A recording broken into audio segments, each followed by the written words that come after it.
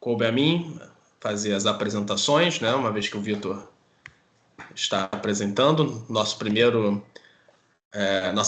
aula dessa última noite aqui, dessa série de aulas sobre doença de Alzheimer, né? Então agora teremos as aulas dos critérios diagnósticos de 2024, que acabaram de sair, e seus desafios. Com o Dr. Vitor Kalil, que é médico neurologista, com mestrado em clínica médica pelo FRJ, é neurologista Memory Clinic do Instituto DOR de Pesquisa e Ensino, e é o nosso coordenador aqui do DC de Neurologia Cognitiva da ANERJ. Então, é com grande prazer que eu vos apresento o Dr. Vitor. Obrigado, Teixeira. Deixa eu só compartilhar. Todos veem bem? Tranquilo? Sim, estamos vendo. Agora foi. Sim. Maravilha. Bom, então, boa noite a todos. É um enorme começar a encerrar nossa série de eventos sobre o diagnóstico de Alzheimer. A gente sabia que iam vir esses critérios diagnósticos agora, estavam previstos para chegarem agora mesmo, 2024, meados de 2024, e esse é um dos motivos pelos quais a gente montou essa série de palestras.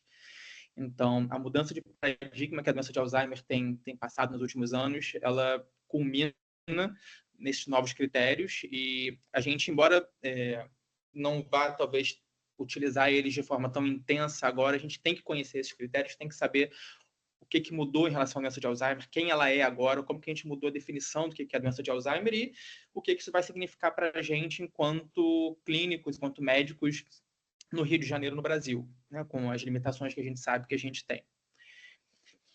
Então, como eu falei, quando a gente montou essa série de aulas, quando a gente montou o conteúdo programático, a gente já colocou a previsão dos novos critérios diagnósticos para 2024.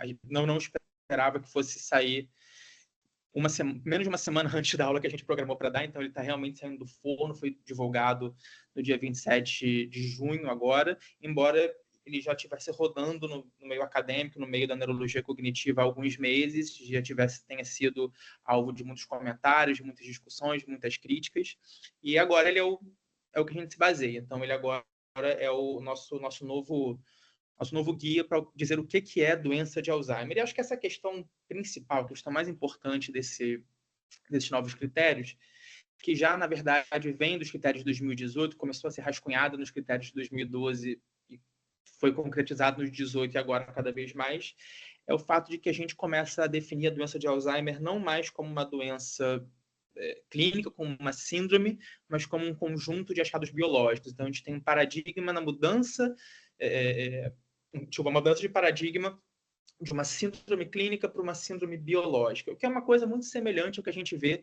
em muitas outras doenças na medicina. O exemplo que o pessoal gosta muito de utilizar quando fala desses critérios é a oncologia. A oncologia já há muitos anos utiliza um estadiamento, a TNM, e define exatamente o que está acontecendo com base nos achados moleculares, nos achados anatômicos, e a doença de Alzheimer está entrando agora também nesse mundo.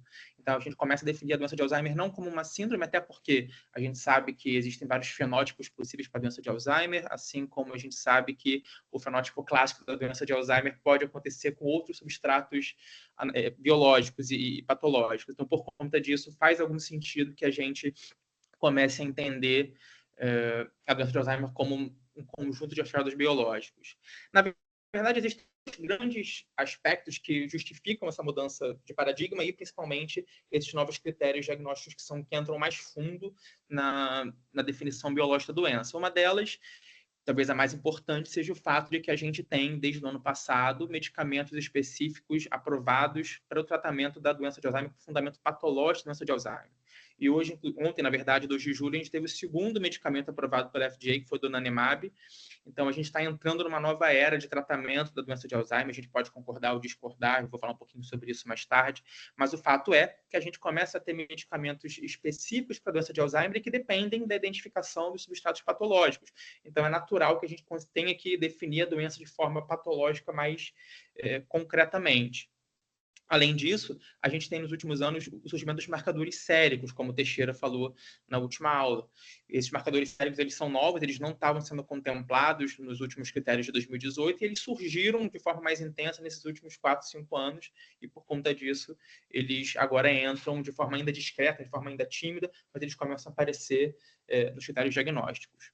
Então, a grande mensagem desses critérios diagnósticos é que a doença é definida por biomarcadores, que foi o que a gente quis martelar ao longo das últimas semanas, dos últimos meses, quem são esses biomarcadores, e o fato de que a presença desses biomarcadores já define doença. Mesmo na ausência de sintomas, a gente, tendo biomarcadores, a gente já pode falar que existe doença. Não quer dizer que existe risco de doença. Então, a gente sempre falou isso. Um paciente que tem marcador amiloide, marcador tal, ele tem risco de desenvolver Alzheimer. Não, esse paciente ele já tem doença de Alzheimer, talvez ele não tenha doença clínica, talvez ele não tenha demência por doença de Alzheimer. Então, esses são os fundamentos desses critérios diagnósticos.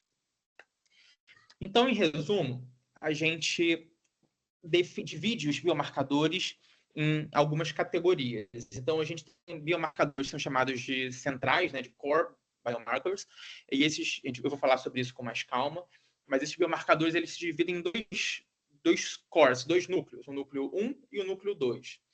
A gente vai conversar sobre isso daqui a pouquinho. A gente tem também... Então, isso aqui, esse A e T, ele já estavam nos critérios de 2018. O que mudou foi que o T foi dividido em T1 e T2. Eu vou conversar daqui a pouco sobre o que isso quer dizer. Eles começam a ser... O N também, então, desculpa. Então, a gente tem os biomarcadores nucleares, né, os centrais.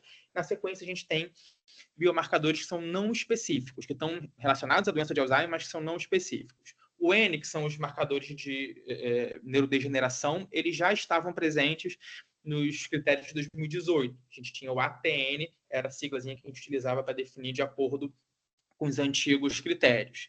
Aí surge agora também o marcador I. Então, isso aqui já é novo, então a capacidade que a gente tem, utilizando principalmente o GFAP, de detectar inflamação. E nos critérios também são contemplados biomarcadores de patologia não DA. Eu não vou entrar muito a fundo nisso hoje, né? Não faz parte do escopo da aula, mas eles são citados até para poder falar um pouco sobre copatologia, que é uma coisa que é muito frequente, que são V de achados de doença vascular e S achados de alfa-sinucleína. Então, para a gente dar o diagnóstico da doença, a gente precisa dos marcadores core, né? Dos marcadores centrais. Então, quem são esses biomarcadores? Os biomarcadores core 1, então, os core 1 são os biomarcadores amiloide. A proteína amiloide é a proteína mais importante para dar o diagnóstico de Alzheimer. Não estou entrando aqui no mérito se ela é uma proteína causadora de doença, qual o papel fisiopatológico dela, que é uma coisa que é a grande celeuma da neurologia cognitiva, mas fato é que a presença da proteína amiloide como biomarcador é o grande achado que define para a gente diagnóstico.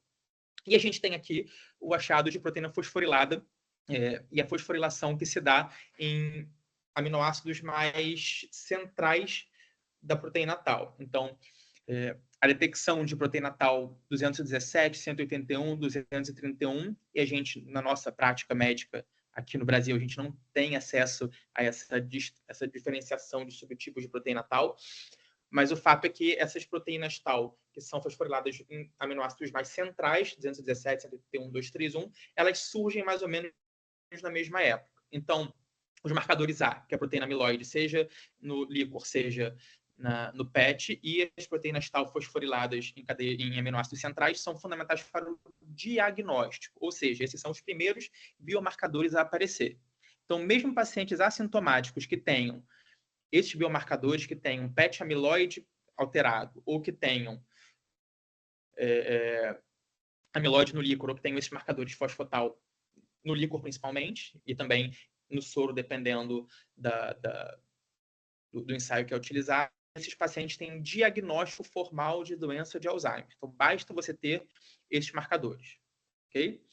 E aí a gente tem o COR2. O COR2, que então são também, tem muita expressão marcador digital, são as tal ou não fosforiladas, não confundir com tal total, mas e também aquelas que são fosforiladas em aminoácidos mais externos, mais extremos, no caso a tal 243, e na imagem o tal PET, o PET tal, que a gente também não tem ainda no Brasil.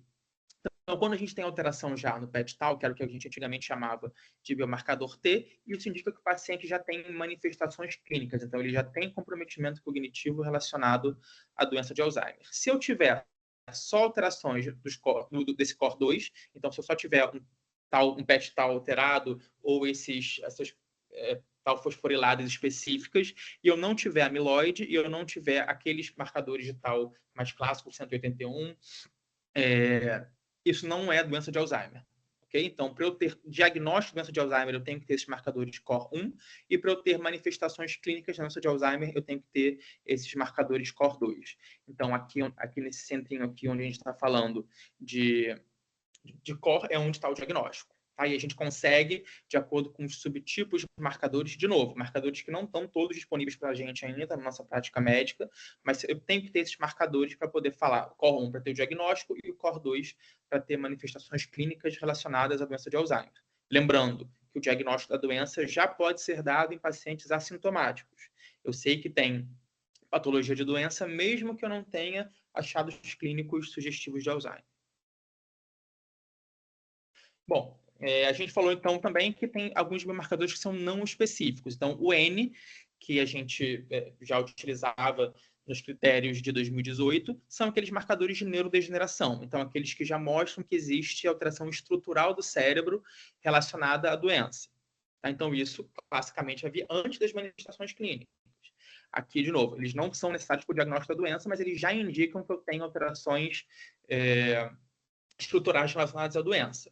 Naturalmente, alterações são muito pouco específicas. Então, elas podem estar relacionadas a outras doenças que não sejam a doença de Alzheimer, principalmente se não tiver os marcadores COR1, principalmente. Então, para eu falar sobre neurodegeneração, eu tenho atrofia cerebral na ressonância, claro, com padrões específicos para a doença de Alzheimer, como o Fábio Noro falou algumas aulas atrás. As alterações no FDG-PET, então o hipometabolismo, principalmente em regiões específicas, como símbolo, região parietal, como a gente também viu na aula do Paulo Rosado, e o neurofilamento, que, como o nosso amigo Carlos Otávio falou também na aula passada, a gente já consegue dosar no líquor, então todos esses são marcadores de neurodegeneração.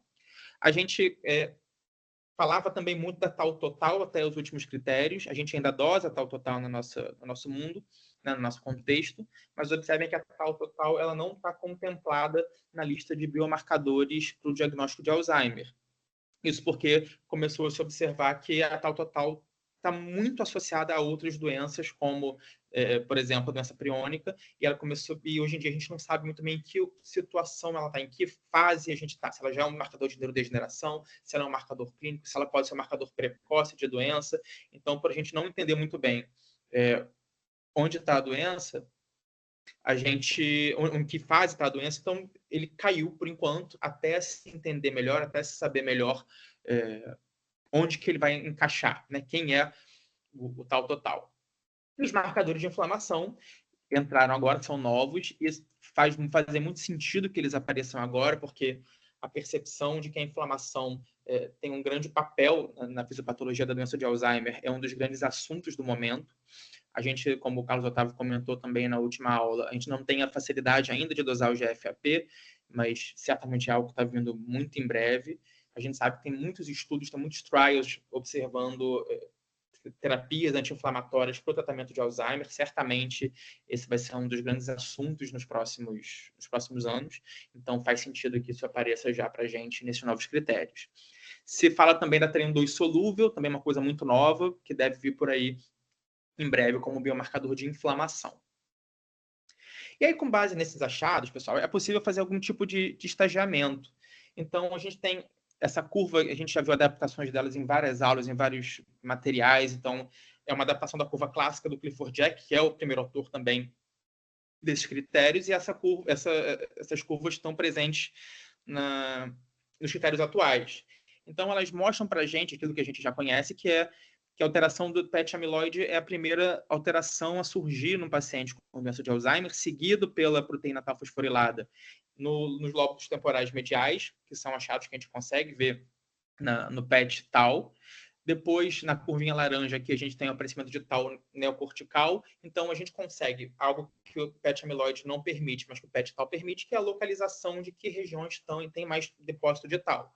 A partir daí, a gente consegue observar que primeiro o tal se deposita nas regiões temporais mediais e depois ele vai se espalhando para a região neocortical. E isso é seguido, naturalmente, pela neurodegeneração, por alterações estruturais e depois pelos achados clínicos. Então, essa é uma curva que a gente já conhece bem, mas que agora ela tem algumas transformações, algumas mudanças. Ela começa a ser usada para a gente entender onde está a doença, né? Que fase de doença a gente está. E o Jack e os colaboradores, os autores, eles então começam a pensar também, e isso aqui é uma coisa que é muito nova, é uma coisa que é muito incipiente, que é a utilização desses biomarcadores para fazer um estadiamento. Então, a ideia é que você, em fases muito iniciais da doença, você tenha só o PET amiloide. Então, naquela fase inicial em que eu tenho só os biomarcadores score 1, não tenho ainda o score 2, eu tenho só o PET amiloide, não tenho alteração de tal, então, na fase muito inicial. Conforme as coisas vão caminhando, eu começo a ter depósito de tal em regiões temporais mediais, depois em região neocortical, primeiro pouco e depois em grande quantidade. Então, a partir daí, eu consigo, com esses marcadores, estagiar em que momento está a doença. E claro que isso vai ser muito interessante para você, no futuro, auxiliar a gente, não só com a parte clínica, mas com biomarcadores para saber quem é o paciente que pode se beneficiar mais de uma terapia precoce. Eles também sugerem no artigo o estadiamento usando marcadores licóricos, marcadores séricos, mas ainda de forma muito incipiente, como uma coisa totalmente etérea. Assim, estamos colocando de forma conceitual, pode ser que a gente desenvolva isso conforme a gente for descobrindo mais coisas, né? Entendendo mais coisas. Então, uma coisa que eu esqueci de comentar que é interessante, pessoal, é que quando eles falam de biomarcadores licóricos, e até talvez a gente pode depois na discussão, gostaria até de ouvir a opinião do Carlos Otávio sobre isso depois, ele não fala em nenhum momento sobre biomarcadores isolados no líquor, ele fala apenas sobre relações, então sobre razão 4240, sobre razão tal beta-42, tal total beta-42, então são sempre razões, na verdade o Carlos Otávio até comentou sobre isso na última aula, mas a gente pode desenvolver mais isso no final. Mas é uma coisa interessante porque é algo que a gente ainda não faz tanto aqui quando a gente dosa os biomarcadores. Ok, então esses são os critérios. Em resumo, claro, o artigo é muito mais longo, mas eu trouxe um resuminho para a gente entender do que se trata. É um pouquinho assustador quando a gente para e olha que a doença de Alzheimer deixou de ser uma doença de diagnóstico clínico simples, com uma ressonância e um exame neuropsicológico básico, para ser uma doença cujo diagnóstico depende de biomarcadores que são caros, que são pouco disponíveis. E aí, o que a gente faz, né? Para onde que a gente caminha a partir daí? Então, no próprio artigo, eles colocam esse parágrafozinho que eu acho que a gente tem que levar em consideração, que é: os critérios que estamos descrevendo são possíveis de operacionalizar em alguns, mas sem dúvida não em todos os centros, mesmo nas grandes instituições dos países mais ricos. Então, esses critérios devem ser vistos como uma ponte entre a pesquisa e o cuidado clínico. Ou seja, esses são os critérios que a gente tem hoje, diagnósticos formais, mas a gente tem que entender que, como essas armas não estão disponíveis para a gente de forma imediata, de forma simples, a gente tem que conhecer, mas saber que não vai dar para a gente aplicar isso na nossa vida real tão cedo. Tá? E aí eu queria falar um pouquinho para vocês sobre os desafios que a gente vai ter conforme a gente for falar desses critérios. Como é que a gente vai aplicar isso na nossa realidade aos pouquinhos? Então, o primeiro ponto que a gente tem que considerar é o ponto da representatividade desses estudos. Então, os critérios diagnósticos eles foram feitos com base... É fácil a gente pensar, né? A gente está falando de armas, né, de métodos diagnósticos que são caros, que são difíceis de a gente obter, que dependem de infraestrutura. Então, é claro que os estudos que utilizaram esses critérios, que utilizaram esses métodos, foram feitos em países mais desenvolvidos, em populações que não têm uma grande heterogeneidade étnica, que não têm uma grande heterogeneidade educacional. Então, os pacientes que foram avaliados para definir esses critérios, que não, os estudos de onde saíram esses critérios, são estudos com uma população que não inclui população negra, não inclui população de outras minorias étnicas, de indígenas, por exemplo, e que envolve pacientes com alta escolaridade. Aí a pergunta que fica é, onde que isso vai se aplicar para a gente, para os nossos pacientes, para pacientes de baixa escolaridade? E quando a gente fala de heterogeneidade racial e étnica, a gente fala também, por exemplo, de outros fatores externos, por exemplo, o risco cardiovascular. Então, a gente sabe que, por exemplo, pacientes negros tendem a ter mais hipertensão. Em que momento esse aumento do risco cardiovascular, em que momento a possibilidade de mais carga de doença de substância branca modifica a forma como a gente interpreta esses critérios? Por exemplo, quando a gente fala da escolaridade, pacientes com alta escolaridade, que tem o que a gente chama de reserva cognitiva, eles fazem essa mudança na curva que a gente está vendo aqui. Eles vão ter alterações estruturais muito antes deles terem alterações clínicas. Onde que isso vai mudar para a gente? Quando a gente falar que o paciente tem baixa escolaridade, será que essa curva ela vem mais ainda para a esquerda? Será que isso vai mudar a forma como a gente entende esse estadiamento, por exemplo? Então, isso a gente só vai saber reproduzindo esses estudos e reproduzindo esses testes na nossa população, em populações mais diversas. Aí a gente tem que pensar, se a gente está falando que a gente vai precisar cada vez mais de exames complementares, como que isso vai ser viável para a gente na nossa realidade? Então, aqui alguns dadozinhos que eu peguei de alguns estudos sobre saúde pública que a gente tem que levar em conta. Então, por exemplo, em 2021, a gente tinha uma necessidade de 1.281 exames de ressonância no setor público. A gente precisava ter 1.281 exames para fazer um total de 6 milhões. Então, a demanda que a gente tinha em 2021 era de 1.281 aparelhos para fazer 6 milhões de exames.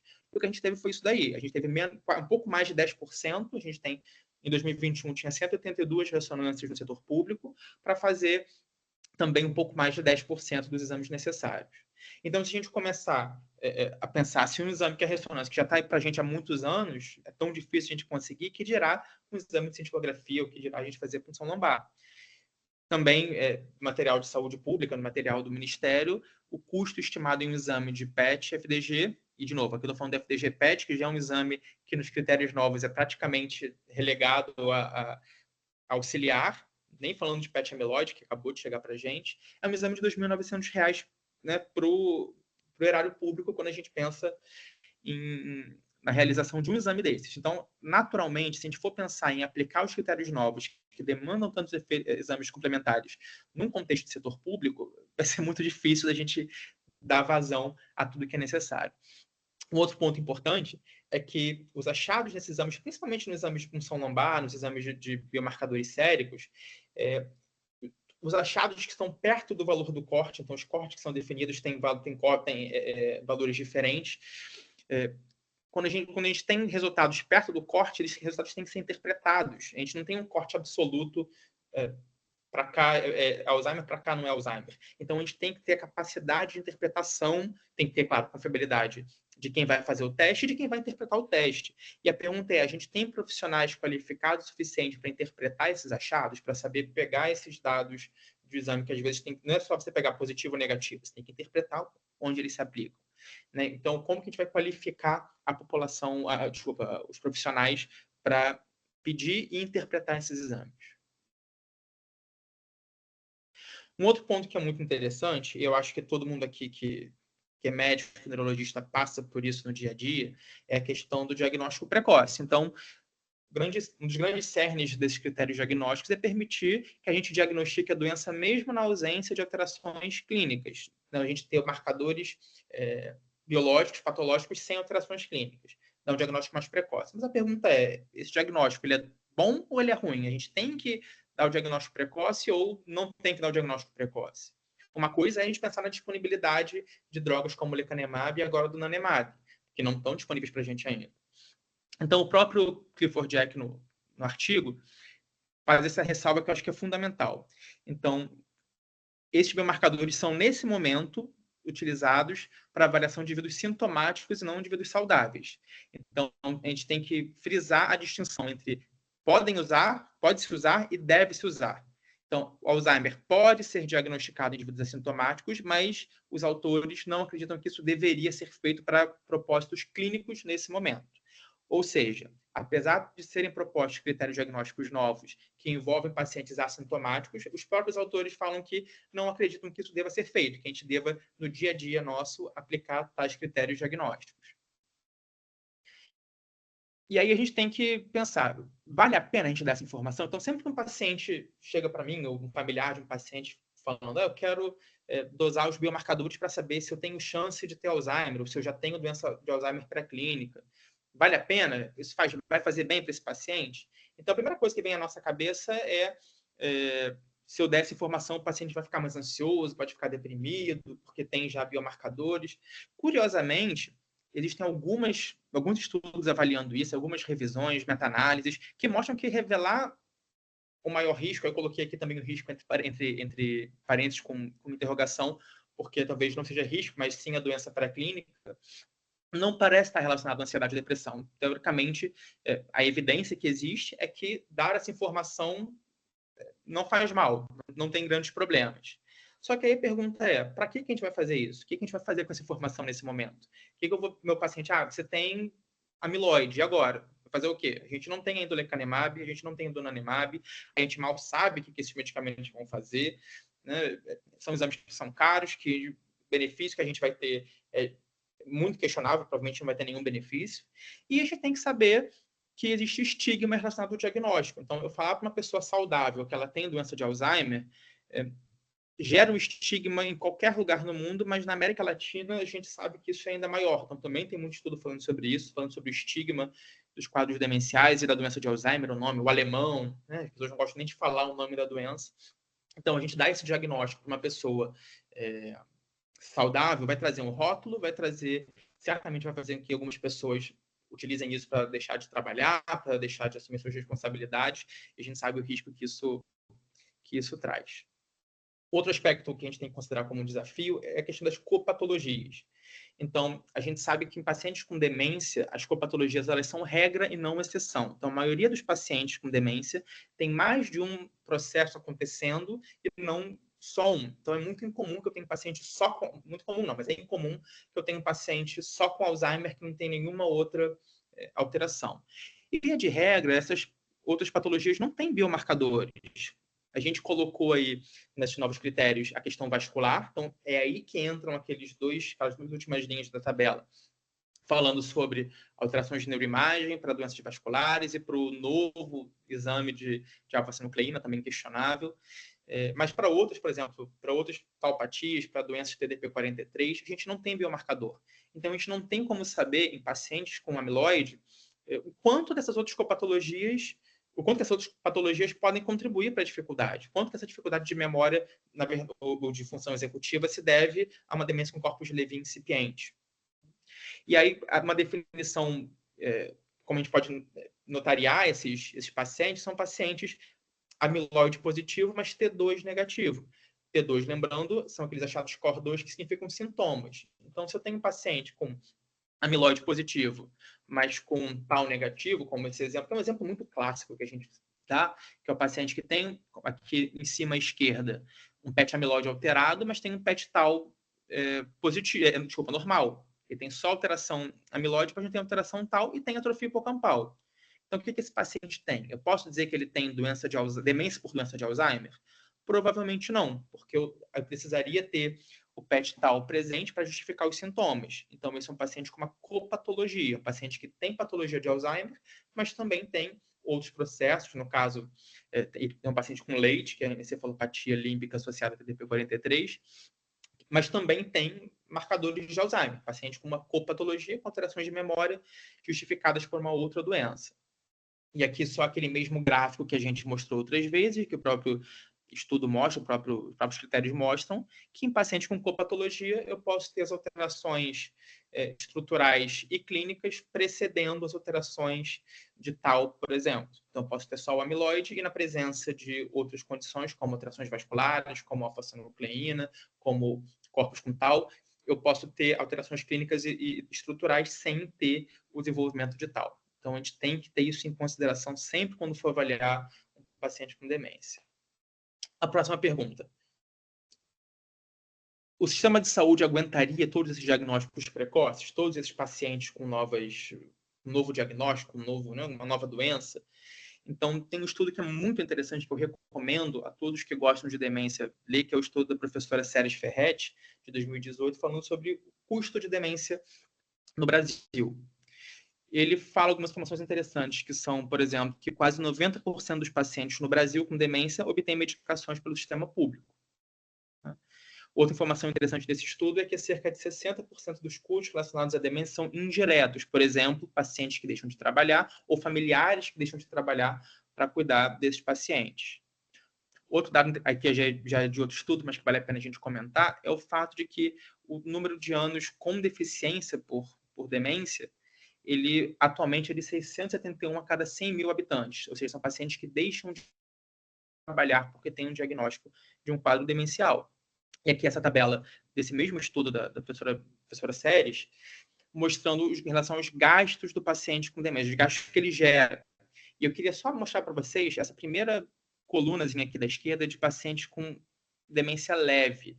E aqui talvez a gente possa até, dentro da demência leve, pensar que entra de forma semelhante os pacientes com quadro de Alzheimer pré-clínico. Talvez esses pacientes também comecem a fazer medicação, esses pacientes também utilizem mais o sistema de saúde, esses pacientes também comecem a demandar alguém que fique perto, que trabalhe menos para monitorar.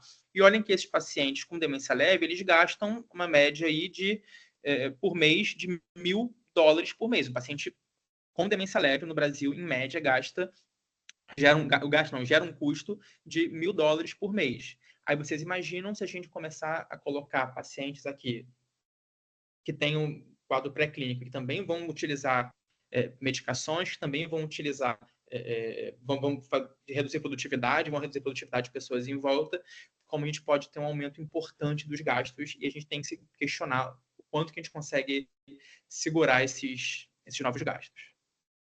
Por fim, só para a gente não dizer que não comentou, vale a pena a gente lembrar que, em grande parte, esses critérios novos estão aí porque a gente agora tem medicações novas, medicações que vão tratar diretamente o paciente com Alzheimer, vão tratar a proteína amiloide, né, vão eliminar a proteína amiloide. É discutível se isso adianta muito ou não, mas o fato é que existe esse tratamento, já está aprovado o lecanemab no FDA, e está aprovado agora também o donanemab pelo FDA, mas não é para todo mundo, né? É um tratamento que vai ser utilizado para pacientes muito específicos. Então, ele está indicado o lecanemab para pacientes que têm uma doença leve, que tem ou um quadro pré-clínico ou um quadro clínico leve, em que a gente tem a disponibilidade de biomarcadores e a gente tem um monte de critérios de exclusão para a doença. Esses são alguns, então pacientes que tenham apoio A4 negativo, pelo risco de sangramento, pacientes que não sejam obesos nem com baixo peso, pacientes que tenham uma rede de suporte próxima, que não tenham depressão, que não tenham microbleedings na ressonância, sem comorbidades clínicas graves, que não tenham deficiência visual e auditiva. Então, tem muito critério para aplicar o lecanemab. E por conta disso, tem alguns estudos que já têm se perguntado quem que pode usar no final das contas, para quem se beneficia desse tratamento. E aí, tem 2 estudos que valem para a gente comentar. Um feito na Inglaterra, numa amostra em uma Memory Clinic, mostrando que só 14% dos pacientes da Memory Clinic com Alzheimer se beneficiariam do tratamento. E numa amostra americana, também numa Memory Clinic, só 8%. Então, um remédio que, no final das contas, vai ser para muito pouca gente.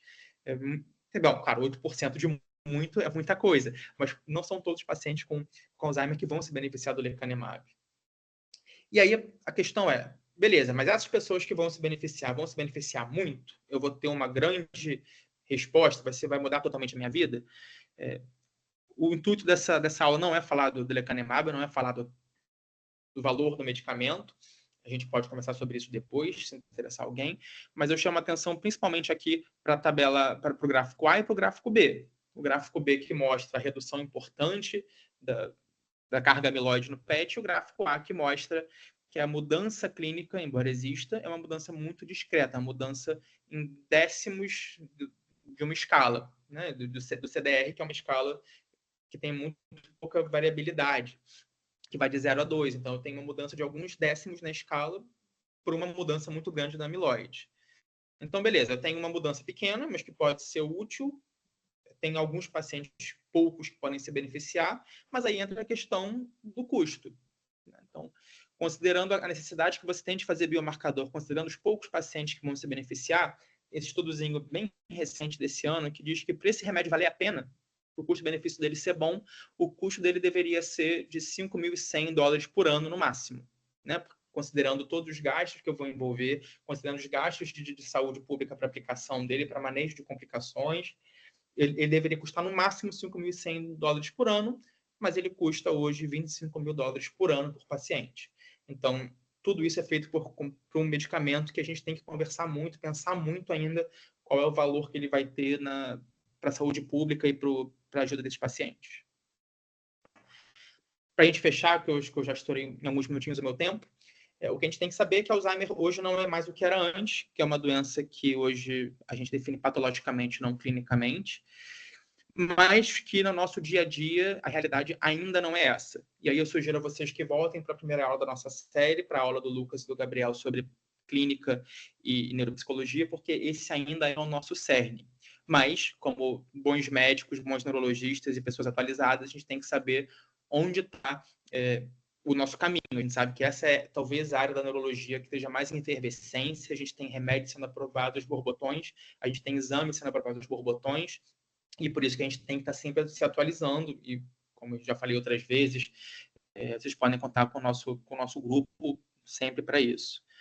Outro ponto, então, que esses biomarcadores existem, são fundamentais, mas que na nossa realidade eles devem ser indicados de forma precisa e não de rotina. Então, não é para a gente pedir líquor, desculpa, Carlos Otávio, mas não é para a gente pedir líquor, PET, para todos os pacientes com esquecimento. Eu falando isso, mas Carlos Otávio mencionou isso de forma perfeita também, não é uma brincadeira. Aqueles pacientes que a gente tem questões diagnósticas, dúvidas diagnósticas, e não para todos os pacientes com esquecimento. Então, eu deixo vocês com esse recado. Esse é meu e-mail. Se alguém quiser conversar alguma coisa, discutir alguma coisa, como eu falei, tanto eu quanto... eu falo em nome da Raquel, do Lucas e do Tiago também. A gente está à disposição para ideias, sugestões, dúvidas, enfim, a qualquer momento. Tá? Obrigado.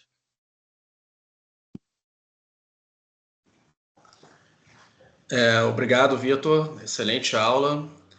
A gente vai abrir o espaço para as perguntas no final da segunda apresentação, em conjunto.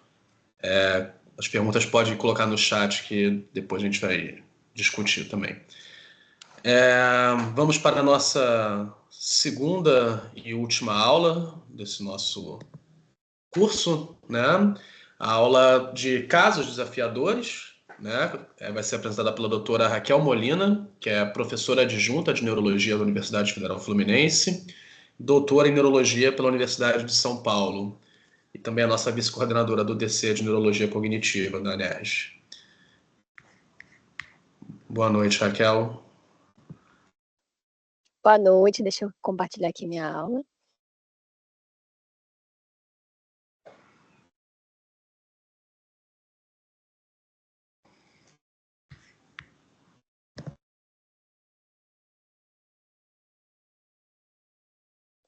Só um momento.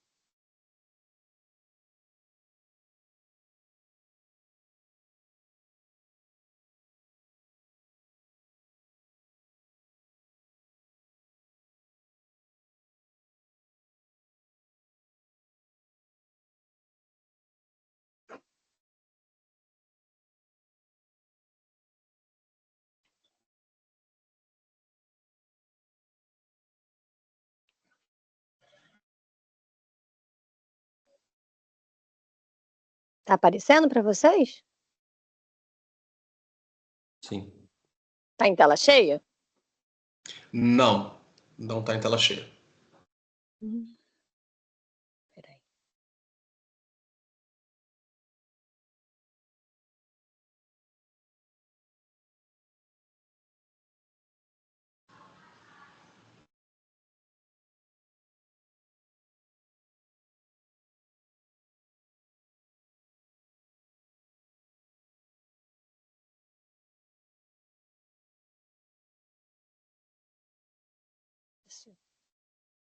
Agora apareceu?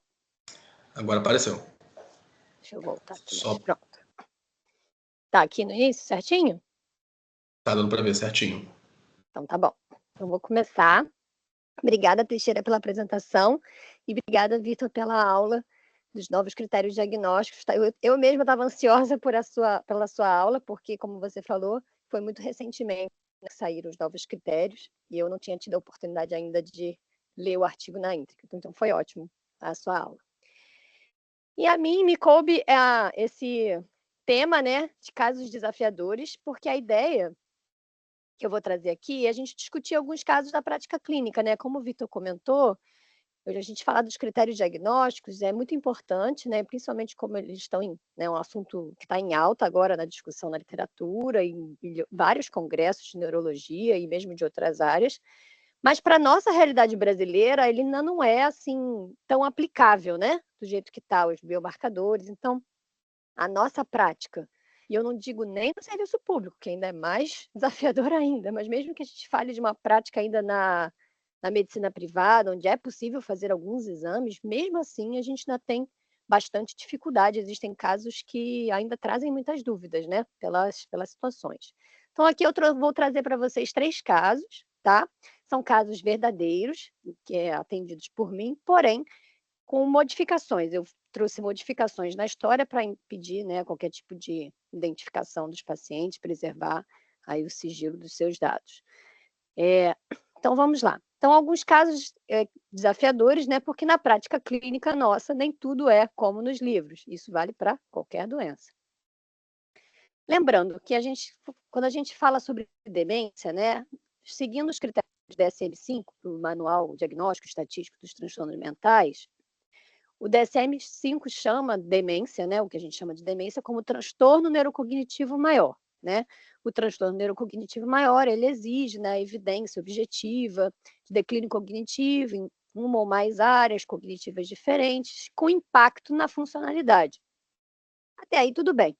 Como o próprio Vitor falou, o cerne da nossa avaliação, da nossa prática clínica, hoje em dia está mais ou menos por aí, identificar o declínio cognitivo, a queixa, aplicar os testes de rastreio, ou, melhor ainda, encaminhar para avaliação neuropsicológica, evidenciar o declínio cognitivo objetivo e identificar, através de questionários ou pela anamnese, se tem também impacto na funcionalidade, e assim a gente fecharia o critério de transtorno neurocognitivo maior.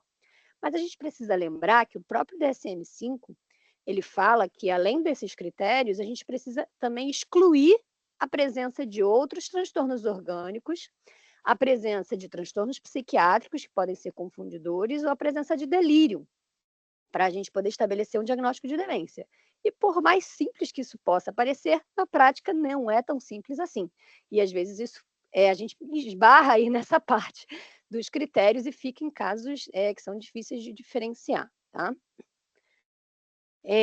Em geral, eu já adianto aqui, que alguns desses casos não têm resposta ainda. Por quê? A maior parte dessas situações, o tempo que vai dar essa resposta para a gente. Né? O tempo dirá esse diagnóstico. E esses casos todos que eu estou apresentando são razoavelmente recentes. Então, vamos falar do primeiro caso. O primeiro caso é uma mulher de 73 anos, com nível superior completo de escolaridade, né? Ela vem acompanhada da sua filha com queixas de estar muito esquecida. Conta que sempre trabalhou muito e já percebia falhas de memórias há vários anos, mas atribuía essas falhas à sua sobrecarga de trabalho e sobrecarga de funções. Entretanto, ela acha que nos últimos 6 meses a sua memória está cada vez pior. E nesse momento ela não tem mais tantas atribuições, né? Ela já está aposentada. Tem perdido o celular com frequência, nota maior dificuldade para acompanhar livros que ela gostava de ler. Ela precisa voltar várias vezes na história de um livro, para se lembrar também de compromissos, está com mais dificuldade, precisa anotar tudo na agenda. Recentemente, um fato ocorreu que lhe preocupou. Ela foi a um restaurante com uma amiga, elas pediram um café para cada uma, e quando a conta veio para pagar o café, ela não se lembrava de ter tomado o café. Isso ela ficou bem preocupada. A filha nota também alguns esquecimentos. Então, informante colateral fala, né, também de esquecimentos. Por exemplo, se informa a mãe que vai viajar tal dia da semana, quando chega esse dia, a mãe já não lembra que a filha ia viajar. Às vezes também ela tem esquecido o nome das coisas, né? Ela vai falar alguma coisa e fala, como é que é o mesmo nome disso? Então tem alguma anomia. Isso é uma história resumida, né? Mas os pontos principais. Relacionados à funcionalidade. Então ela tem percepção de declínio cognitivo subjetivo. Maravilha. Vamos ver se eles têm percepção de impacto na funcionalidade. Bom, apesar das queixas consistentes de falha de memória, quando eu questiono elas sobre funcionalidade, nem a paciente, nem a filha relatam declínio de funcionalidade. A paciente mora sozinha, ela administra a rotina da casa com a ajuda de uma diarista, ela mesma faz seus pagamentos e organiza as finanças da casa sem dificuldades. Ela sai de casa sozinha, ela pede Uber pelo celular e dirige também sem problemas. Não notam dificuldade para compreender ou para participar de conversas, não tem nenhuma queixa de linguagem. Ainda frequenta seu ambiente de trabalho como colaboradora. Ela já está aposentada, mas ela é uma pesquisadora colaboradora e ela ainda faz algumas atividades nesse sentido, embora em menos quantidade, com menos cobrança do que antes. De história patológica pregressa, a paciente utiliza CPAP, né, porque ela tem um quadro de apneia obstrutiva do sono. Ela é hipertensa, diabética e também tem dislipidemia. Na história familiar, ela tem uma tia, por parte materna, que apresentou um quadro demencial, que a grande maioria dos casos, quando a gente pergunta, não tem um diagnóstico etiológico definido, né? Foi falado só de uma síndrome demencial, que teria acontecido de forma não pré-senil, né? Depois dos 80 anos de idade. Em relação ao humor, à parte emocional, a filha não nota nenhuma alteração do humor na mãe, mas percebe que ela tem saído menos de casa, se interessado menos pelas atividades que não são relacionadas ao seu trabalho, como sair para passear com as amigas ou encontrar com a família. E também tem se mostrado mais carente, palavras da filha, reclamando de pouca atenção que recebe dos filhos. Quando eu pergunto para a própria paciente, ela diz que realmente tem se sentido meio para baixo. Ela sabe que não poderá continuar trabalhando para sempre como colaboradora no centro de pesquisa, e isso a deixa muito preocupada com o seu futuro, porque trabalho para ela é a grande felicidade dela, né? Então isso a preocupa. E ela sente também que seu sono não é reparador, mesmo em uso do CPAP. Nós aplicamos alguns questionários padronizados para investigar sintomas. Então, o questionário de investigação de queixas de memória, né, ela pontua 20 de 35 no MAC, que eu coloquei aqui já explicando o que significa esse valor, né? Acima do ponto de corte, né? Uma pontuação elevada de queixa subjetiva de memória. A escala de depressão geriátrica também com sintomas acima do ponto de corte, 7 de 15. A escala de ansiedade também alto, 11 de 20. Um audite, que é de uso de substâncias e álcool baixo, tá? Sem problemas. E o FAQ, que é o questionário de funcionalidade, realmente batendo com a anamnese, né? Não há queixas funcionais importantes. E aí vem casos clássicos, esse caso é clássico de consultório, né? Todo mundo aqui já deve ter visto um caso bem parecido com esse. Bom, então, se a gente for aplicar, eu ainda não estou falando do como foi a testagem dela, eu vou falar. Mas as hipóteses diagnósticas que a gente pensaria num caso desse, né? Eu recebi essa paciente, fiz a primeira anamnese com ela, com a filha, apliquei os questionários. Quais são as hipóteses, né?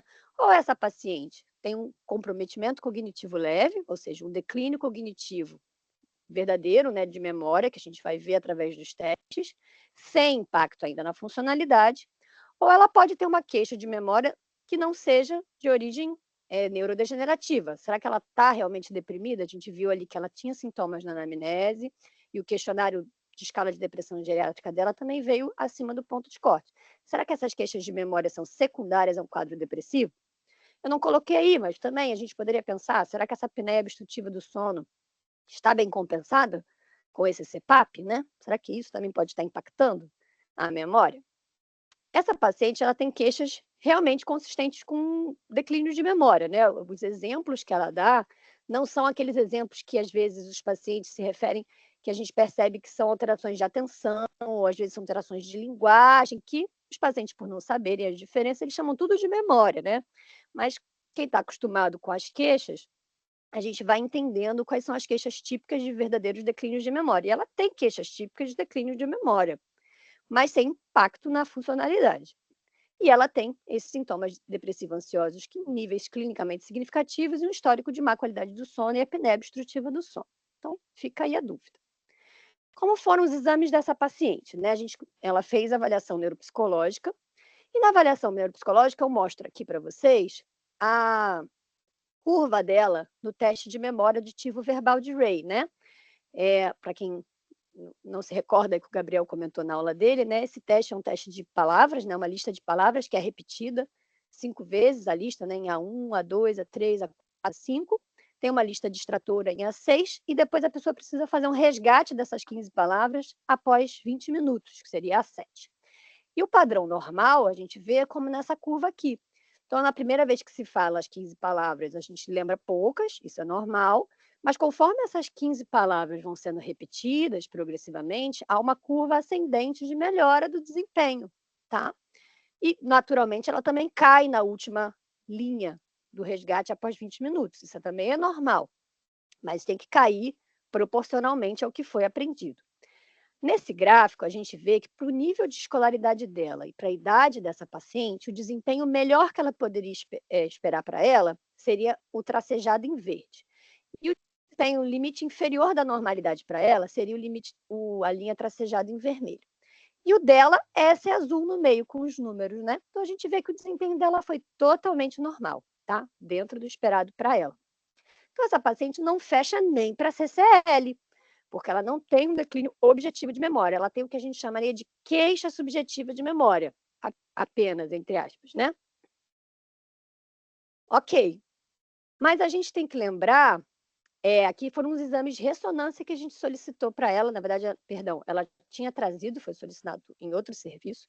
A gente vê de fato que ela não tem uma atrofia hipocampal importante, a atrofia que tem aqui para a idade dela é esperada, mas ela tem uma doença de substância branca bastante considerável, tá?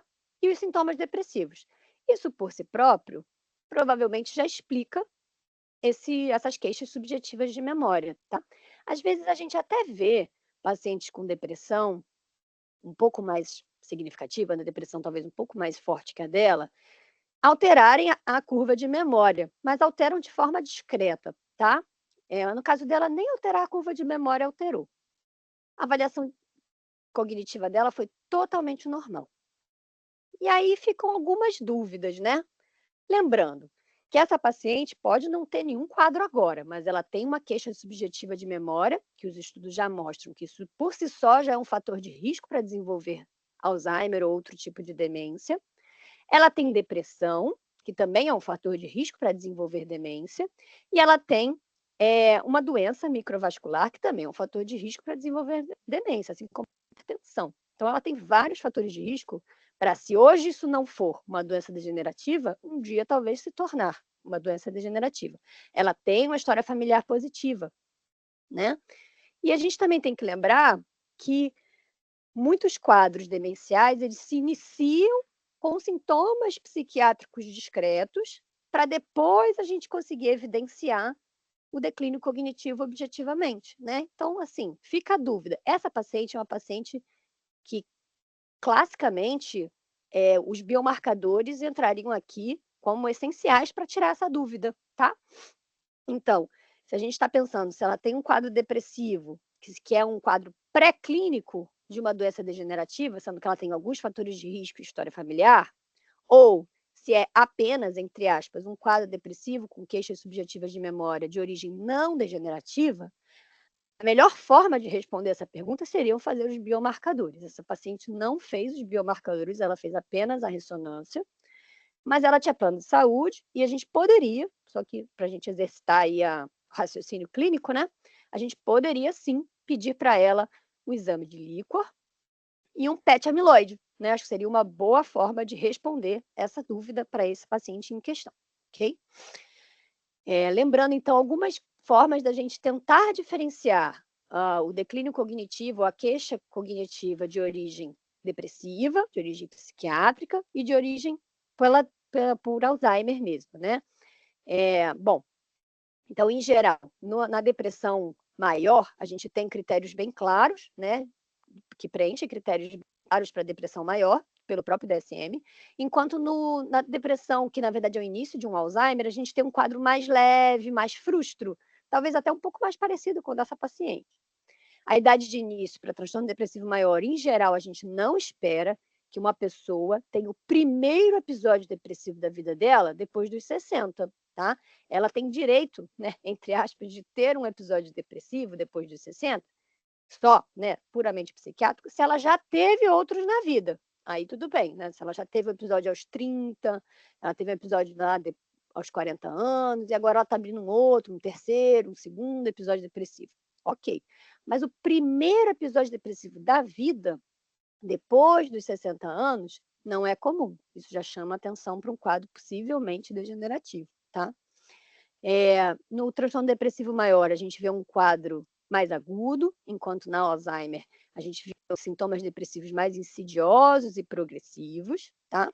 As queixas de memória são muito frequentes no transtorno depressivo maior e variáveis no Alzheimer. Então, a gente pode ter desde pessoas que têm a queixa ainda no início da doença, porque ainda tem insight, como a gente já pode ter graus variáveis de anosognosia e poucas queixas também. Mas não leve isso em consideração. Se está se queixando de memória, não é Alzheimer. Não é verdade. Muitas vezes, no início do quadro, algumas pessoas mantêm o insight preservado. Depois, esse insight vai diminuindo. Ui, cai aqui. Né?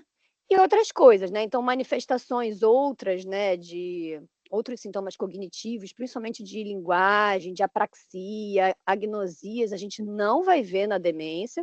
A gente pode sim ver alterações de funções executivas, de velocidade de processamento. Não vai ver na demência, não vai ver na depressão, perdão.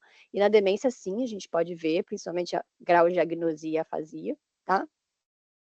E a gente vai ver uma performance melhor, um desempenho melhor nos testes de memória, nos quadros depressivos do que nos quadros que são inícios de demência, especialmente aquele padrão em que a pessoa vai mal, não consegue evocar, né, as palavras ou a informação que foi dada, mas quando é dadas pistas para a pessoa, ela consegue evocar através das pistas. Isso é bem clássico de transtorno de memória de origem ansiosa ou de origem depressiva, né? Enquanto no tipo Alzheimer, a gente não tem nenhum benefício de dar essas pistas, né? E outras coisas aqui, não vou falar essa tabela inteira para não ficar cansativo. Bom, então esse foi o primeiro caso. Esse primeiro caso é um caso que a gente costuma ver bastante no consultório e fazer essa diagnóstica diferencial entre quadros psiquiátricos primários e quadros degenerativos é muito comum e às vezes um pouco desafiador também. Vamos para o segundo caso. Esse aqui é um pouco mais desafiador, um pouco mais florido, né? Bom, o segundo caso é um homem de 75 anos, que tem 2 cursos superiores completos. Ele vem sozinho à consulta. Já é um mau sinal, né? Geralmente é bom vir acompanhado. E ele não sabe o motivo do encaminhamento, porque ele veio para a consulta. Mau sinal número 2, né? Não, veio sozinho e não sabe contar a história. Não sabia por que estava sendo avaliado, o que já é indicativo de que algo não está bem. Ele diz que a sua memória não está boa e ele tem se confundido para fazer cálculos de cabeça, o que antes ele fazia com facilidade. Inclusive, se eu não me engano, uma das formações dele era engenharia. Ele mora sozinho com uma funcionária que fica todos os dias da semana com ele, inclusive passa a noite também na casa. E aos finais de semana ele fica sozinho. Ele refere uma funcionalidade relativamente preservada. Ele afirma inicialmente que administra a casa sozinho, mas quem lida com as tarefas domésticas, fazer lista de compras, organizar a casa, preparar comida, preparar os seus remédios e lembrar do horário dos remédios, é a funcionária. E quando eu pergunto um pouco mais a fundo, porque eu achei curioso alguém que não sabe por que está sendo avaliado conseguir fazer uma boa administração financeira da sua casa, eu voltei nessa pergunta e tentei entender melhor e percebi que, na verdade, ele responde que os investimentos e os pagamentos da casa, o seu gerente do banco que resolve. Então, não era bem ele que fazia essa administração, tá? Ele queixa-se, a principal queixa desse paciente era de um sono terrível, com visões de aranhas que avançam para cima de mim. Então, ele tinha alucinações visuais intensas, principalmente no período noturno. Inicialmente, ele tentava se defender dessas aranhas, mas depois ele percebeu que elas iam embora em algum momento. Então, ele tinha um insight parcial dessas alucinações, né? Ele conseguia perceber que elas não eram reais, em outros momentos ele se confundia e realmente enfrentava aí essas alucinações. Ele afirmava que realmente as alucinações, as aranhas, só apareciam de noite. Ele já tinha apresentado quedas durante a noite e a funcionária mencionou a ele que... acho que ficou aqui apagado, mas é que ele, às vezes, gritava muito durante a noite, tá? Então, ele tinha um transtorno do sono, né? Junto dessa, além das alucinações visuais à noite, ele também tinha um transtorno do sono. Durante a consulta, ele se mostrou bastante confuso, discurso confuso, repetia-se muitas vezes, e algumas vezes ele tinha insight disso e falava: peraí, isso eu já falei, estou me repetindo. Então, realmente, ele tinha um insight parcial das suas capacidades.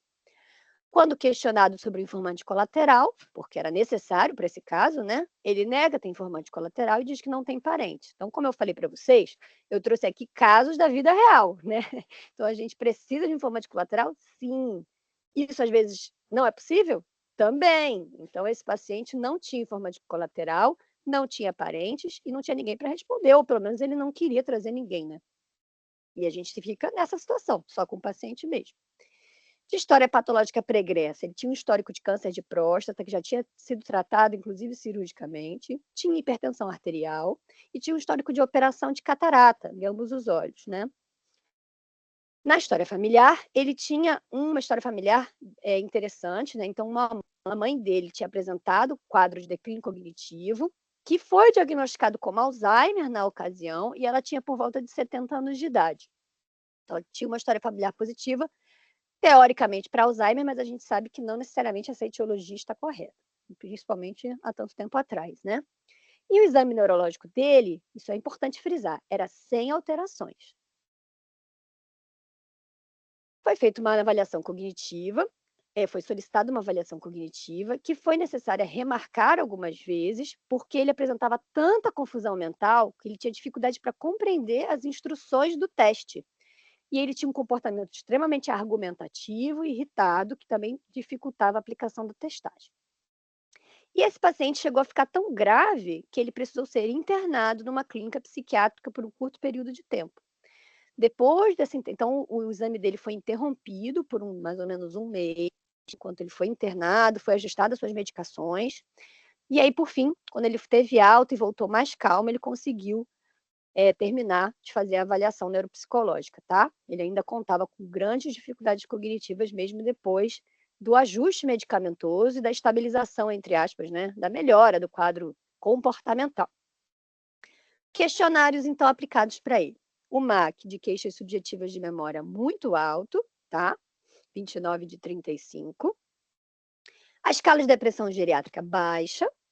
A escala de ansiedade geriátrica baixa também. O audite baixo, né? Isso aí também é importante, porque ele poderia, né, estar fazendo uso de algumas substâncias, mas ele nega, pelo menos. Ele tinha um FAQ alto, embora eu esperaria um FAQ até bem mais alto, mas isso aqui lembrando que é ele mesmo que respondeu, que não tinha um informante colateral de confiança. E o inventário neuropsiquiátrico apontava para a questão das alucinações e para os distúrbios do sono. Bom, a avaliação neuropsicológica. Então, o mini exame do estado mental, ele pontua 18, lembrando que esse homem tem dois ensinos superiores, 2 faculdades, né? Então, certamente abaixo do esperado. Ele tinha uma memória operacional razoavelmente boa, ele conseguiu um span de até 7 informações na ordem direta, mas cai bastante na ordem inversa, mas ainda assim considerado dentro do esperado. A memória auditivo-verbal dele, muito baixa. Aqui eu vou mostrar para vocês aqui no canto direito a curva dele. Lembra da outra paciente que veio normal? Olha como a dele é muito pior, né? Então, ele praticamente não faz uma progressão da aquisição dessas informações, né? Então, assim, repetir uma lista de 15 palavras 5 vezes não traz algum para ele. Então, ele consegue reter uma palavra na primeira vez, e na quinta ele retém 3. Esse aqui é um padrão de bastante comprometimento. E ele consegue resgatar o que ele reteve, essas mesmas 3 informações. Então, um desempenho bastante prejudicado de memória, tá?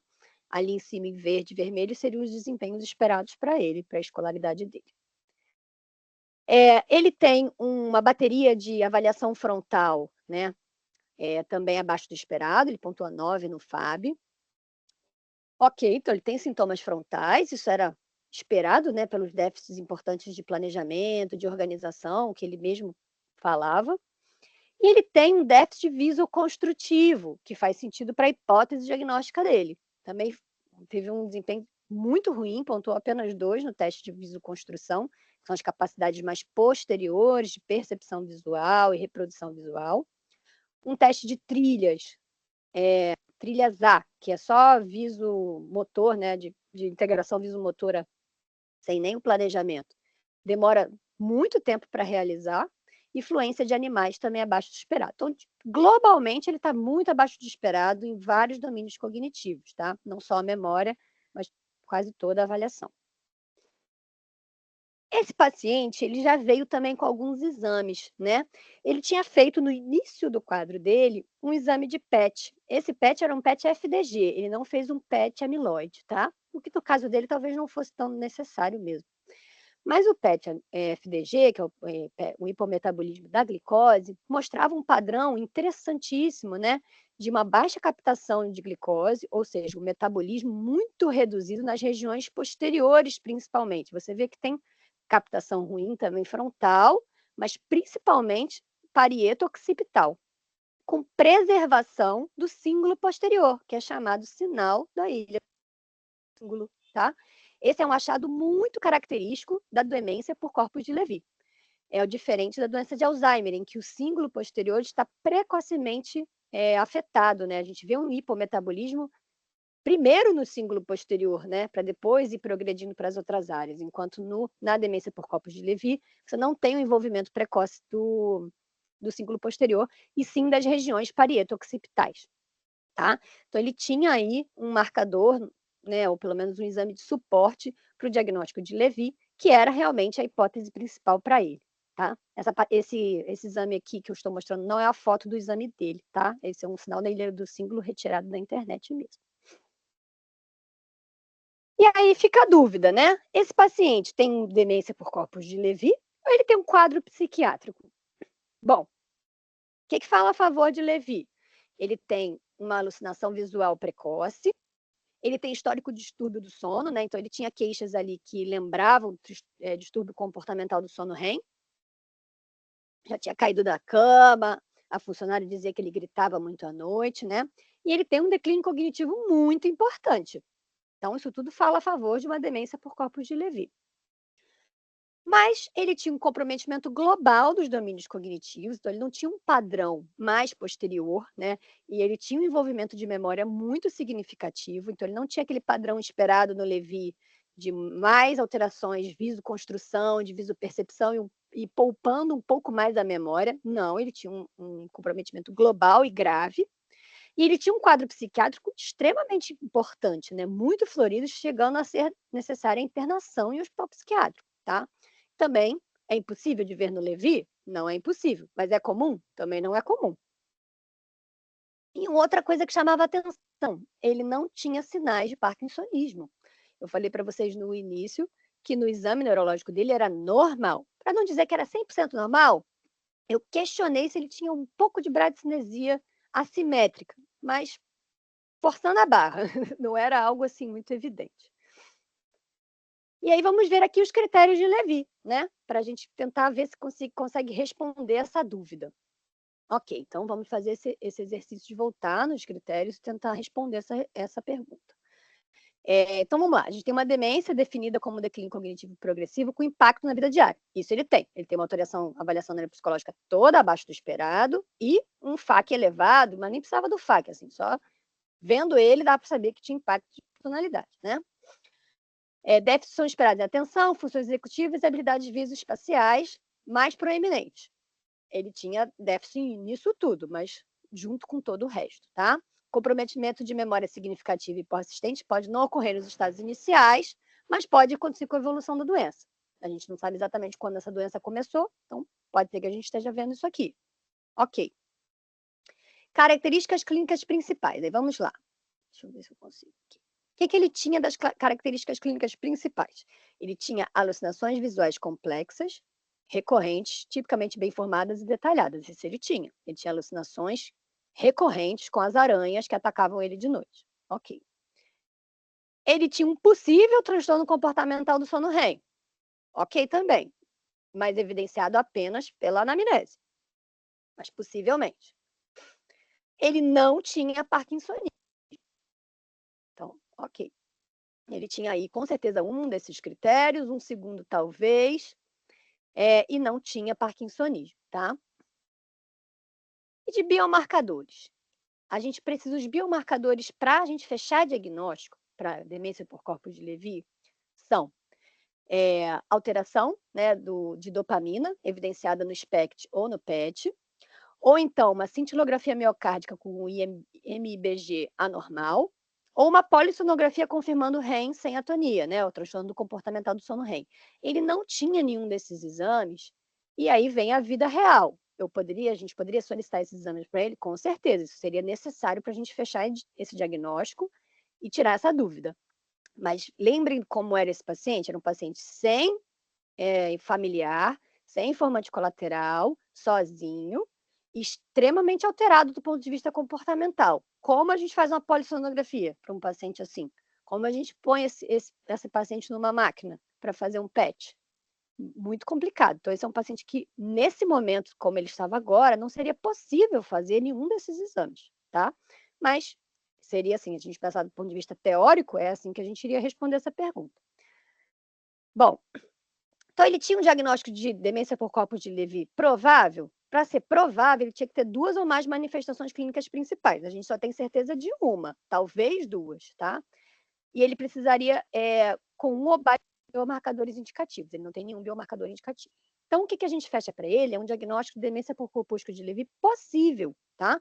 Ou seja, ele tem uma manifestação clínica com certeza e não tem indicador de marcadores, ou então ele tem só os marcadores de suporte, que são aqueles que eu falei, que era o evidenciado no PET-FDG, com o sinal da ilha do símbolo. Ele não é um marcador definitivo, ele é um biomarcador de suporte para o diagnóstico.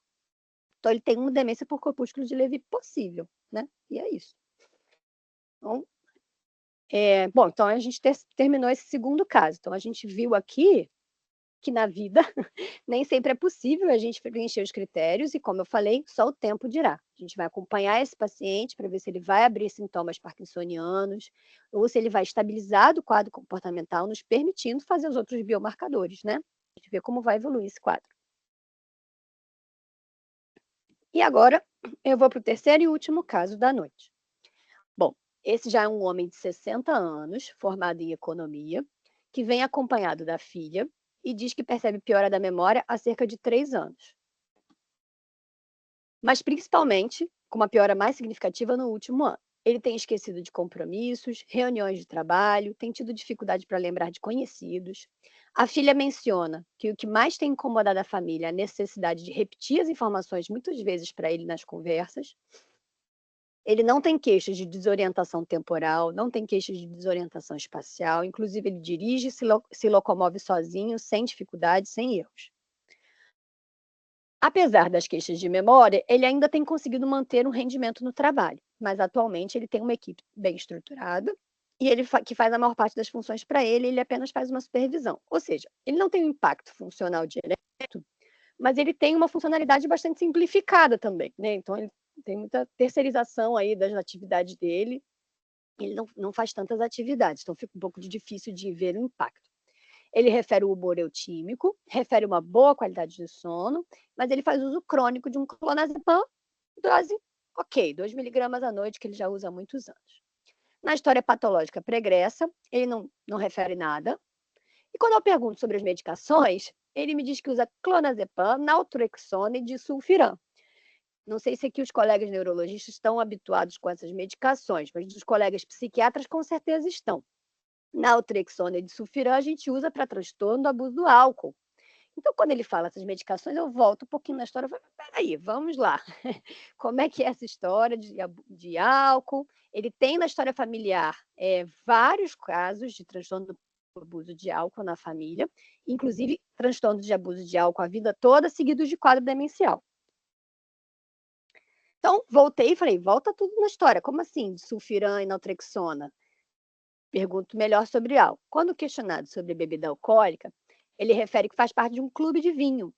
E ele bebe meia garrafa de vinho com a sua esposa, ou então uma garrafa inteira, quando ela não quer acompanhá-lo todas as noites. Nos finais de semana, ele bebe vinho nas refeições também. Então, ele chega até 3 garrafas no sábado e 3 garrafas no domingo.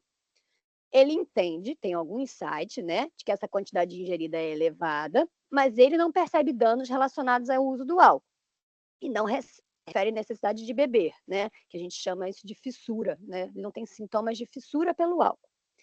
Quando questionado sobre as medicações em uso, por que ele estava usando então sulfirana e naltrexona, ele responde que o clínico geral levantou a possibilidade dessas falhas de memória dele estarem relacionadas ao abuso de álcool e prescreveu essas medicações para ajudá-lo a reduzir o consumo. Faz todo sentido.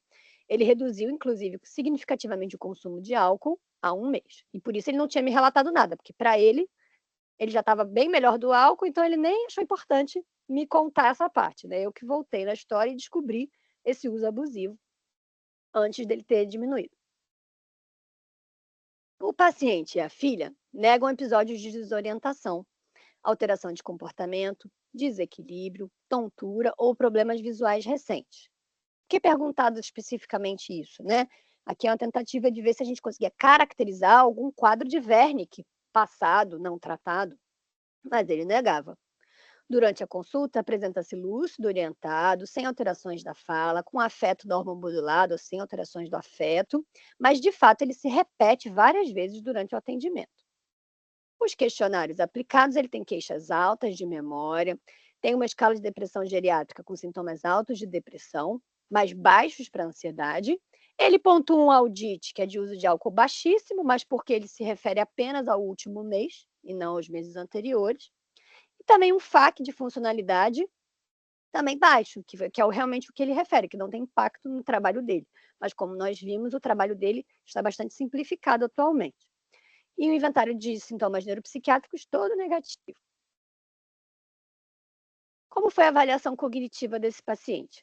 Então, o mini exame do estado mental dele normal, a memória operacional boa, né? A gente viu aí, ele vai até 7 informações na ordem direta e cai para 6 só na ordem inversa, né? É um resultado muito bom, inclusive. Então, funções frontais boas. Mas ele tem um desempenho terrível de memória, né? Então, ele consegue ainda pior do que aquele outro paciente que a gente viu. Olha a curva dele aqui.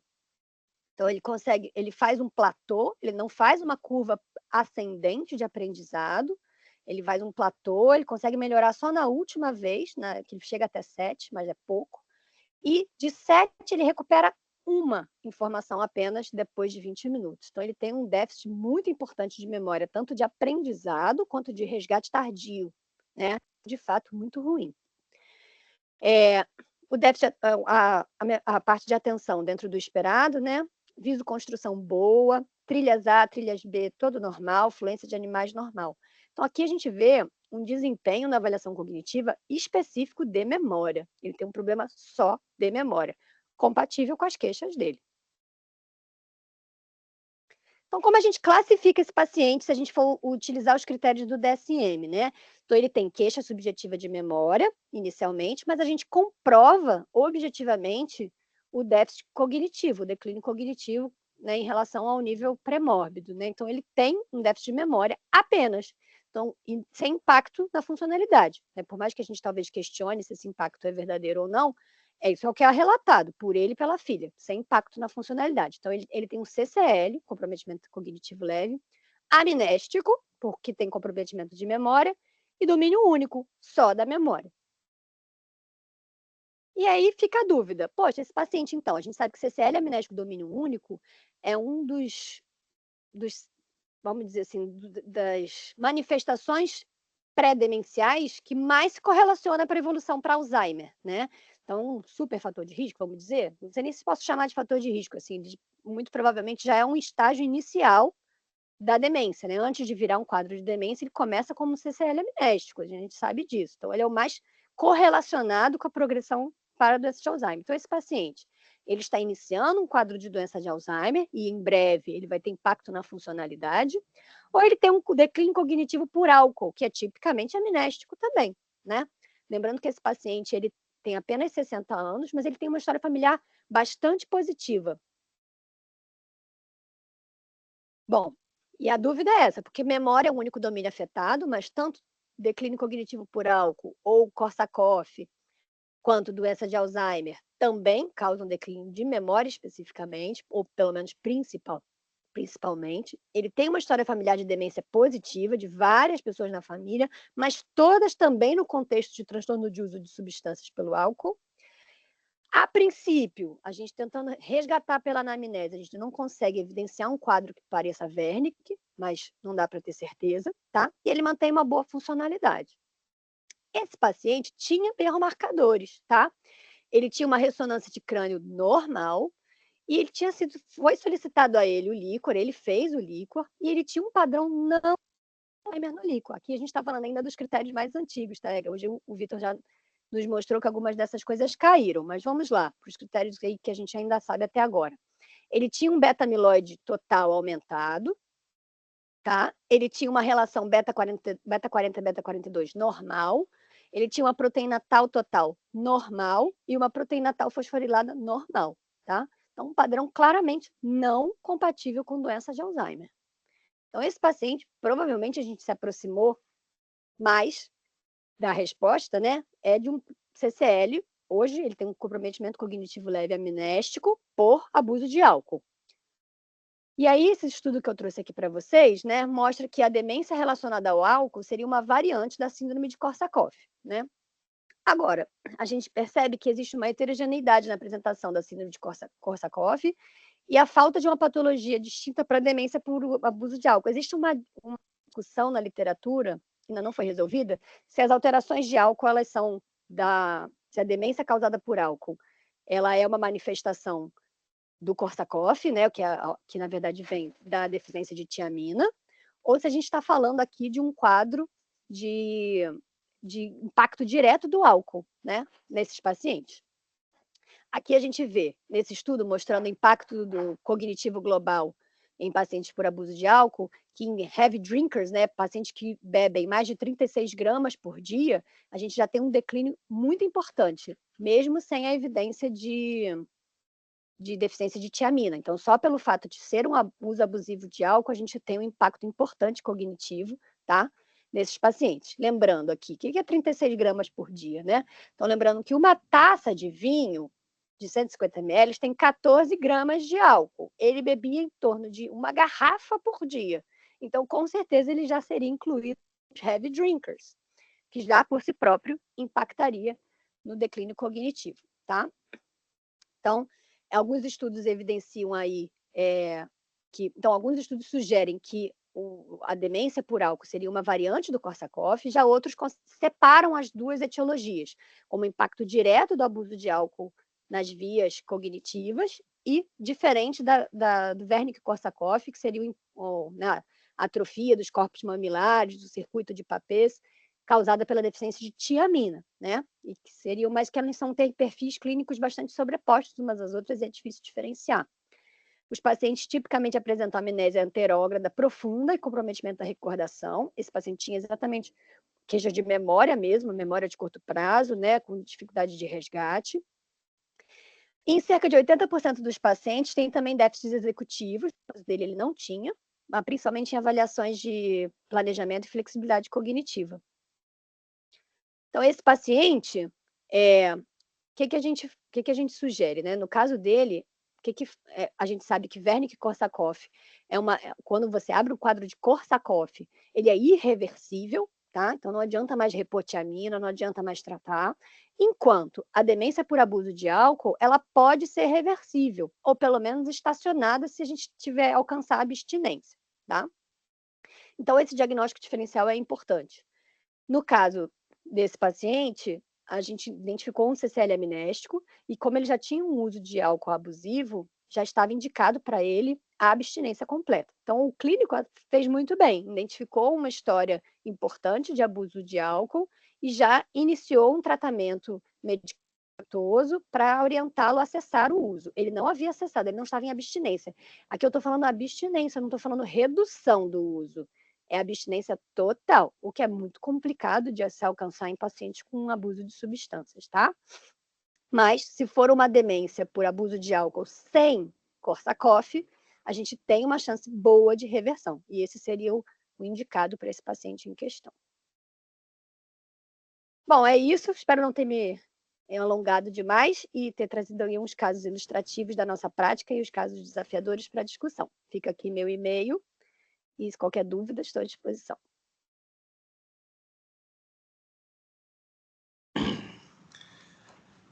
Obrigado, Raquel. Excelente apresentação também. Bom, agora vamos abrir o espaço aí para as perguntas, né? Vitor, eu acho que eu não consigo ver o chat porque eu estou como convidado. Tem alguma coisa? Senão eu tenho perguntas para fazer.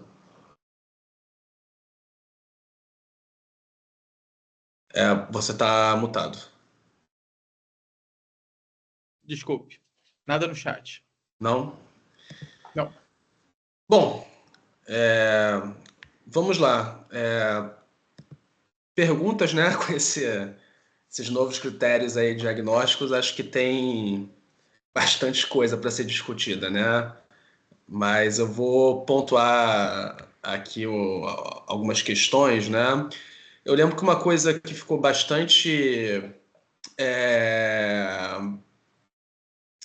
foi bastante discutida, né, e questionada quando lançaram a proposta inicial dos novos critérios, né, é que nesses marcadores centrais, core, né, você precisava ter ou um amiloide ou um marcador tal, e tanto um quanto o outro poderia ser definidor. Então, teoricamente, você não precisaria ter um marcador amiloide para você ter um diagnóstico de doença de Alzheimer, o que é um pouco contradiz a teoria da neuropatologia da doença, né, da cascata amiloide. Eles fazem alguma menção a isso? Isso foi falado, corrigido, rediscutido? Os marcadores T1, então aqueles marcadores de tal fosforilada com fosforilação nos aminoácidos centrais, eles são considerados ao mesmo tempo, né, considerados coincidentes com o PET amiloide. Uhum. Então, você pode ter qualquer um desses marcadores iniciais para você dar o diagnóstico da doença, mas não é esperado que você tenha o marcador T1 sem ter o marcador amiloide. Então, apesar de eles serem equivalentes, você não espera ter um A negativo e um T1 um T1 negativo e um T1 positivo, né? Não é o que você espera que aconteça. A gente não se compromete muito em relação ao amiloide negativo e T1 positivo, mas frisa que os dois têm o mesmo valor, os dois têm o mesmo valor para diagnóstico. Entendi. Então, pressupondo, você poderia fazer só um desses marcadores T1, porque já seria pressuposto que o amiloide seria positivo. É isso que eles propõem? Isso. Entendi. Tá. E eles falam alguma coisa sobre teste genético, papel do teste genético e definição da doença? Uma coisa que é muito interessante que é colocada é em relação ao estágio clínico. Então, eu não falei sobre isso na aula, mas, aliás, esse é um aspecto bem polêmico dos critérios em relação a estágios clínicos de doença. Então, ele coloca um estágio 0, que é um paciente que não tem biomarcador, mas que tem marcadores genéticos de risco, como a POE. Então, é uma coisa um pouquinho preocupante nesse sentido até. Mas a única coisa que ele fala é em relação à parte clínica, mas não como marcador de diagnóstico ou de doença. Ele fala como marcador de risco só. E não fala nada sobre as mutações definidoras, como a PP ou a presenilina. Ele só fala sobre o APOE. Entendi. Ele não fala sobre os genes autossômicos dominantes. Não. Tá.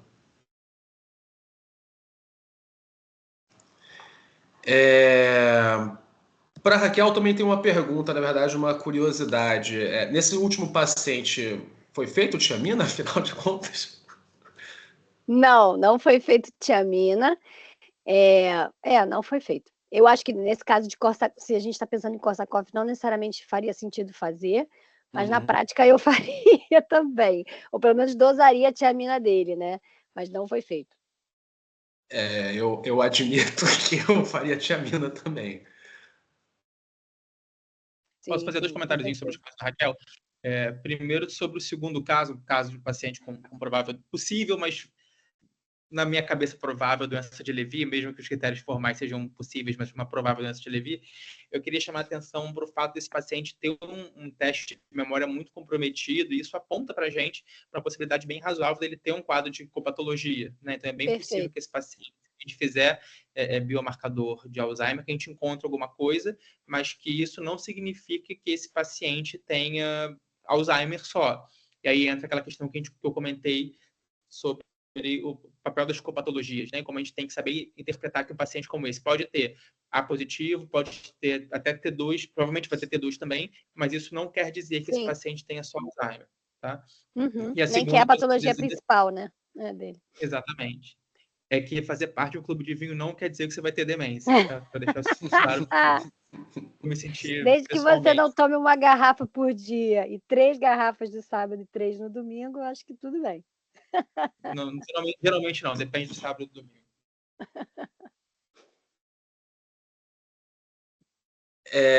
Eu também, em relação a esse... Eu até também comentar isso, né? Que, na verdade, o PET-FDG, né, a doença da demência por corpos de Levy, ele não chega a ser um exame complementar... esqueci a palavra que eles usam agora. Definidor, né? Definidor, né? Não chega a ser, mas é por muito pouco. Sim. Eu acho que porque ele tem uma sensibilidade. Eu acho que quando é definidor tem uma sensibilidade maior que 70%, e eu acho que ele chegou a 65%, alguma coisa assim. Então é muito próximo, na verdade, sim, né? Sim, com certeza. E é por isso que a gente. Eu acho que esse paciente tem Levy, sim. Isso é uma coisa muito interessante, os critérios de Levy. Foge totalmente do nosso tema, mas eu acho que é interessante comentar que esses critérios, você pega os exames definidores, eles são exames, na verdade, eles só são definidores para você diferenciar Levy de Alzheimer, o que não necessariamente é uma questão para a gente, necessariamente no dia a dia, né? Então, por exemplo, você ter um TRODAT alterado, você ter uma cintilografia miocárdica alterada, isso não te ajuda a diferenciar, por exemplo, de demência por doença de Parkinson ou de PSP, se essa fosse sua dúvida, né? Ele só vai te ajudar a diferenciar num caso como esse, que você não tenha parkinsonismo e que pode ser... nesse caso em particular, seriam exames muito interessantes, muito úteis. O PET seria bem interessante. De forma geral, eu tendo a achar o FDG-PET um exame muito mais útil do que o TRODAT ou do que a cintilografia miocárdica. Com certeza. Somente no início dos quadros, né? E nessa realidade de consultório, nem sempre dá para ter os melhores exames complementares, né? Muitas vezes uma resposta muito expressiva, né? Com doses até baixas ou moderadas de inibidor da acetilcolinesterase, né? Melhora visoespacial, principalmente, né? E de alucinação, né? São coisas bem marcadas, assim.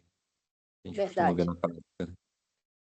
Só mais um comentário também que eu lembrei que eu estava fazendo, quando eu estava preparando a aula da semana passada de biomarcadores plasmáticos, eu cheguei a ver um artigo em que ele coloca o neurofilamento de cadeia leve como um bom biomarcador para diferenciar doença de Alzheimer de quadros psiquiátricos, como uma demência. Eu lembrei disso nesse seu primeiro caso aí, né? Ele tem uma boa sensibilidade para isso. Sim, sim. Uma vez eu até comentei com o Lucas, né, que quando eu tenho algumas dúvidas em casos assim, às vezes são pacientes que têm um histórico psiquiátrico conhecido e eles estão fazendo alterações novas de comportamento, alterações cognitivas novas, que eu suspeito que isso talvez não seja uma exacerbação só psiquiátrica, né, e sim um quadro degenerativo. E às vezes eu lanço mão do neurofilamento mesmo, sanguíneo mesmo, às vezes mais fácil até, para tentar me dar um norte, se isso aí tem cara de ser uma exacerbação, né, do quadro psiquiátrico, ou se tem um quadro degenerativo acontecendo. Só fazer um comentário que eu acabei não colocando em aula sobre os biomarcadores séricos, porque os critérios não se comprometem com testes específicos, né? O que eles colocam é que qualquer teste que tenha uma acurácia maior do que 90%, qualquer teste sério com uma acurácia maior que 90% pode ser utilizado dentro dos critérios diagnósticos. E aí, claro, a gente entra na questão dos testes tal. Né? Os testes beta-amiloide, eles não são considerados testes ideais para isso, porque a diferença entre o normal e o alterado é muito curta. Né? Um sobre o outro é 10%, que é muito menor do que o que a gente vê, por exemplo, nos testes licóricos. Então, por isso que a gente não considera a beta-amiloide sérica um teste de escolha para diagnóstico, mas ensaios de fosforilada que tem uma acurácia maior do que 90%, e aí, de novo, aí não se compromete com testes específicos e muito mais com testes com acurácia específica, podem ser usados como biomarcadores também dentro daquela lista. Perfeito. Ótimo. Bom, alguma pergunta a mais? Algum outro comentário dos nossos participantes? Não? Bom, gente, então acho que podemos encerrar, né? Foi um prazer estar com vocês essa noite. Vitor, quer fazer alguma declaração final para encerrar o nosso curso? Só agradecer a presença de todos, lembrando que os vídeos anteriores estão, e esse em breve, estão também no YouTube da NERJ, e em breve a gente se encontra para mais eventos, né? Talvez não, mas em outros modelos e outros temas também. Tá? E, de novo, estamos sempre à disposição para o que vocês precisarem. Isso aí. Obrigada pela participação de todos. Obrigado, pessoal. Boa noite a todos. Tchau, tchau.